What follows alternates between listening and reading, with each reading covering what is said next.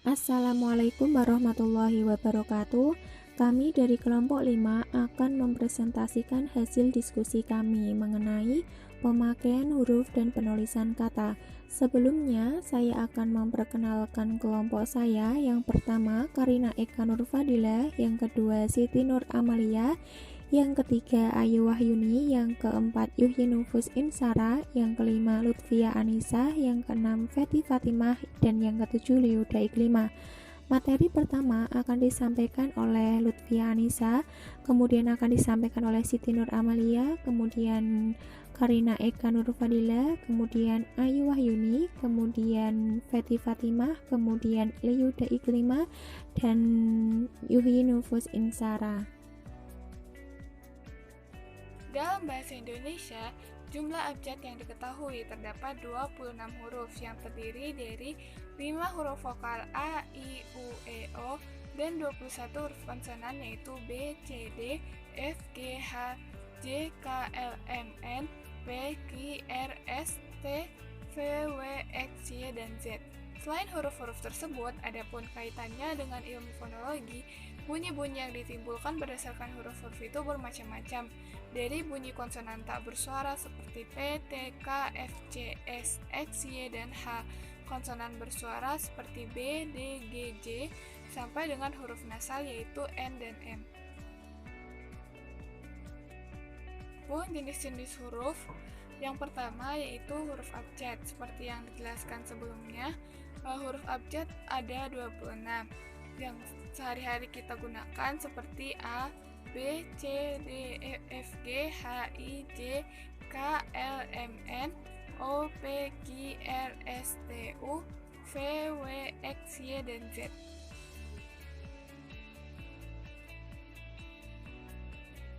Kemudian jenis huruf yang kedua yaitu huruf vokal. Huruf yang melambangkan vokal dalam bahasa Indonesia terdiri atas A, I, U, E, dan O. Contoh pemakaiannya dalam kata misalnya huruf A pada awal kata, pada kata api, pada posisi tengah, pada kata padi, posisi akhir pada kata lusa. Kemudian huruf E.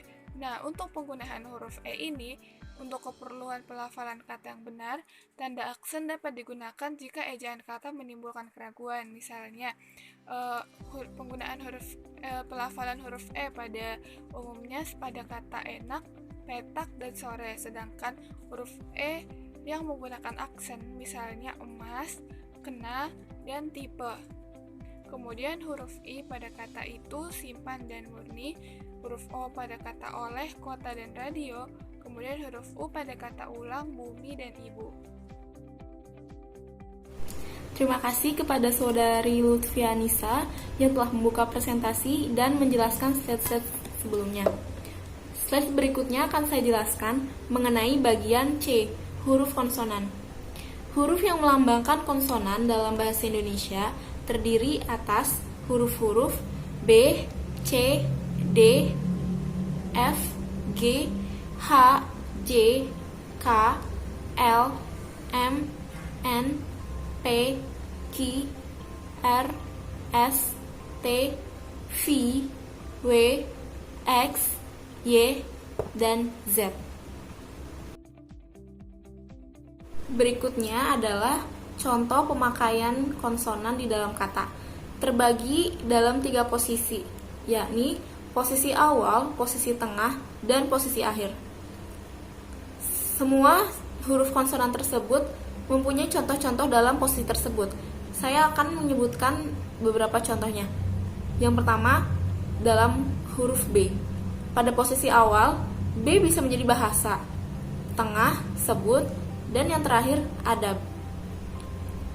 Bukan hanya itu, pada slide ini terdapat keterangan tambahan. Yang pertama, huruf K melambangkan bunyi hamzah. Keterangan kedua, huruf Q dan X khusus dipakai untuk nama diri, seperti Taufik dan Xerox, dan keperluan ilmu seperti status quo dan sinar X. Dan bagian selanjutnya adalah bagian D, yakni huruf diftong. Di dalam bahasa Indonesia terdapat diftong yang dilambangkan oleh I, au, dan oi. Pada huruf diftong juga terdapat beberapa contoh yang dibagi menjadi 3 posisi, yakni posisi awal, posisi tengah, dan posisi akhir. Contoh huruf diftong pada ai, pada posisi awal menjadi ain, pada posisi tengah malaikat, dan pada posisi akhir menjadi pandai. Begitu pula huruf-huruf diftong yang lainnya seperti au dan oi. Mereka masing-masing memiliki 3 posisi, yakni di awal, di tengah, dan di akhir. Baik, untuk presentasi selanjutnya akan disampaikan oleh rekan saya yang bernama Eka. Yang selanjutnya adalah gabungan huruf konsonan. Gabungan huruf konsonan seperti KH, NG, NY, dan SY masing-masing melambangkan satu bunyi konsonan. Ada 3 contoh cara pemakaian gabungan huruf konsonan dalam suatu kata, yaitu di posisi awal, posisi tengah, dan posisi akhir. Contoh gabungan huruf konsonan KH. Pada posisi awal yaitu khusus, pada posisi tengah yaitu akhir, pada posisi akhir yaitu tarikh. Untuk contoh huruf konsonan NG, pada posisi awal yaitu ngilu, pada posisi tengah yaitu bangun, dan di posisi akhir adalah senang. Untuk contoh gabungan huruf konsonan pada huruf NY, pada posisi awal yaitu nyata dan posisi tengah adalah banyak. Yang selanjutnya adalah huruf kapital. Yang pertama, huruf kapital atau huruf besar dipakai sebagai huruf pertama pada awal kalimat. Yang kedua, huruf kapital dipakai sebagai huruf pertama kalimat langsung. Yang ketiga, huruf kapital dipakai sebagai huruf pertama dalam kata dan ungkapan yang berhubungan dengan agama, kitab suci, dan Tuhan, termasuk kata ganti untuk Tuhan. Keempat, huruf kapital dipakai sebagai huruf pertama nama gelar kehormatan, keturunan, dan keagamaan yang diikuti nama orang. Huruf kapital tidak dipakai sebagai huruf pertama nama gelar kehormatan, keturunan, dan keagamaan yang tidak diikuti nama orang. Yang kelima, huruf kapital dipakai sebagai huruf pertama unsur nama jabatan yang diikuti nama orang, nama instansi, atau nama tempat yang digunakan sebagai pengganti nama tertentu. Huruf kapital dipakai sebagai huruf pertama unsur-unsur nama orang dan singkatan nama orang yang digunakan sebagai nama jenis atau satuan ukuran. Tetapi, huruf kapital tidak dipakai sebagai huruf pertama nama orang yang digunakan sebagai nama jenis atau satuan ukuran. Kemudian, huruf kapital dipakai sebagai huruf pertama nama bangsa, suku bangsa, dan bahasa. Tetapi, huruf kapital tidak dipakai sebagai huruf pertama nama bangsa, suku, dan bahasa yang digunakan sebagai bentuk dasar kata turunan. Selanjutnya, huruf kapital juga dipakai sebagai huruf pertama nama tahun, bulan, hari, dan hari raya, dan juga sebagai huruf pertama unsur-unsur nama peristiwa sejarah. Tetapi, huruf kapital tidak dipakai sebagai huruf pertama peristiwa sejarah yang tidak digunakan sebagai nama. Pemakaian huruf kapital yang ke-9 yaitu huruf kapital dipakai sebagai huruf pertama unsur-unsur nama diri geografi. Contohnya yaitu Jakarta, maka huruf J pada kata Jakarta menggunakan huruf kapital. Kemudian huruf kapital tidak dipakai sebagai huruf pertama unsur geografi yang tidak diikuti oleh nama diri geografi. Contohnya yaitu Jeruk Bali, maka huruf B pada kata Jeruk Bali tidak menggunakan huruf kapital.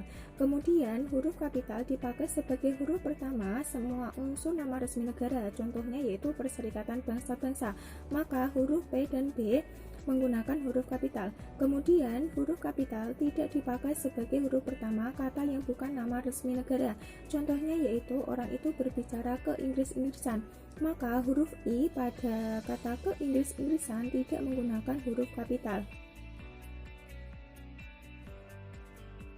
Pemakaian huruf miring yang pertama, huruf miring dalam cetakan dipakai untuk menuliskan nama buku, majalah, dan surat kabar yang dikutip dalam tulisan. Contohnya yaitu, saya sudah membaca buku Salah Asuhan karangan Abdul Muiz, maka judul buku Salah Asuhan menggunakan huruf miring.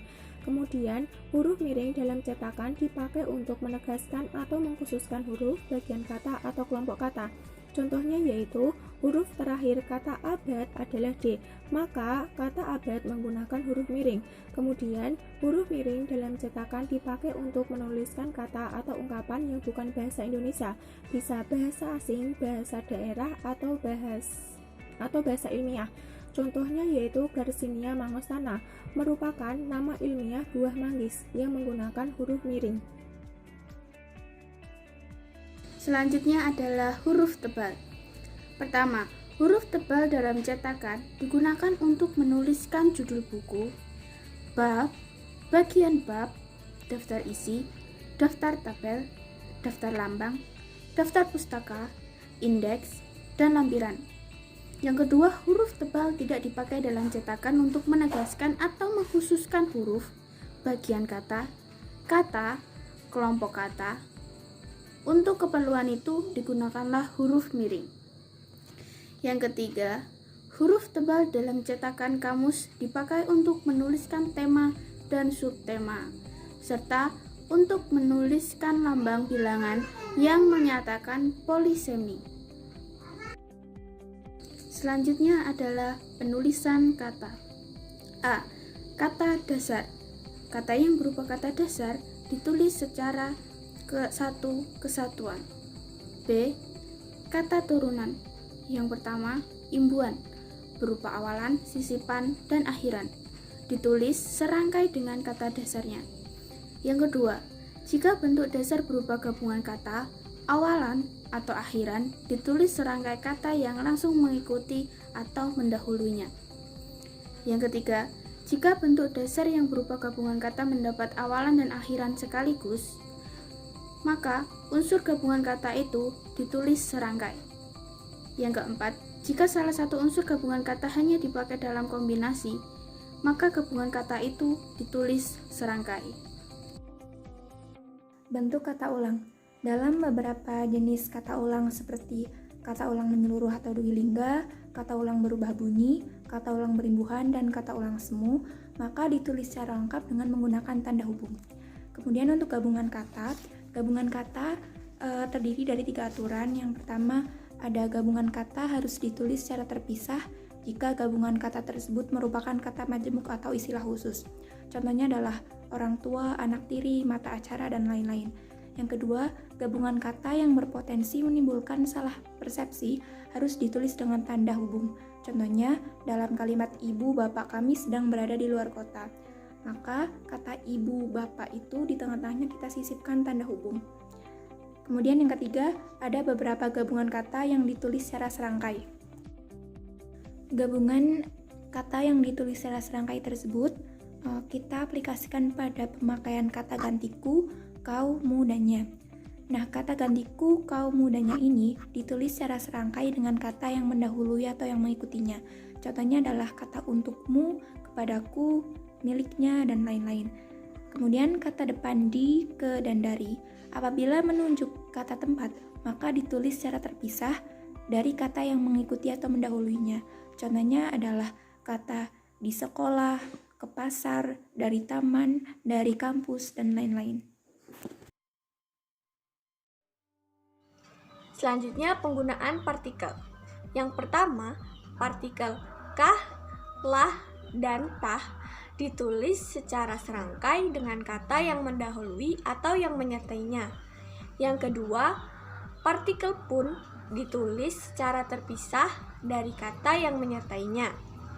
Yang ketiga, partikel per yang memiliki arti mulai, demi, dan tiap ditulis secara terpisah dari bagian kalimat yang menyertai atau mendahuluinya.